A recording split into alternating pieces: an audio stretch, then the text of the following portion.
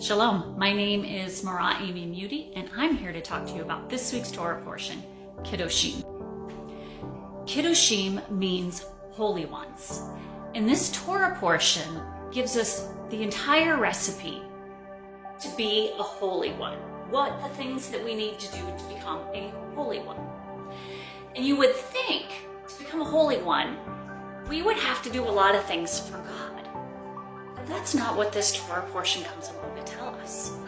This Torah portion tells us how to treat each other, how to take care of the poor, how to take care of those in need, how to be just, how to not have revenge against each other or bear grudges or lie or gossip or steal or all these other things.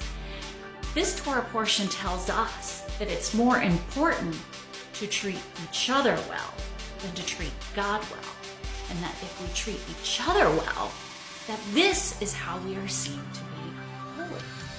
Now this may seem like a really weird concept, but it's actually right there in the scriptures if you look closely.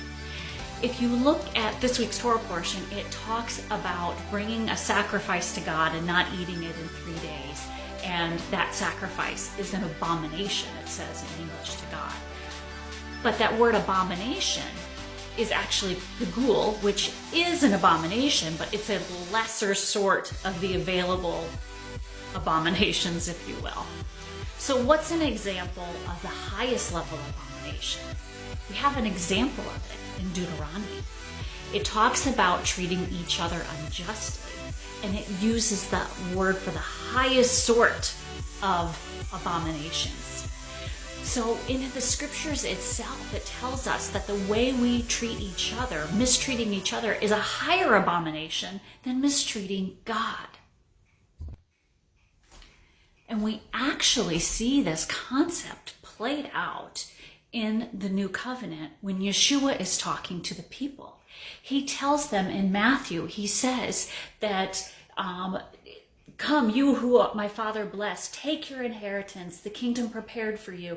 And he goes on to say that I was hungry and you gave me food. I was thirsty and you gave me drink. I was in jail, you visited me. I needed clothing, you clothed me. And the people say to him, when were you ever in jail or hungry and we took care of you?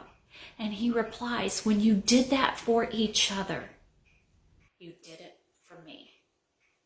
If you want to be holy, treat each other well. And in this, you become holy. Shabbat shalom.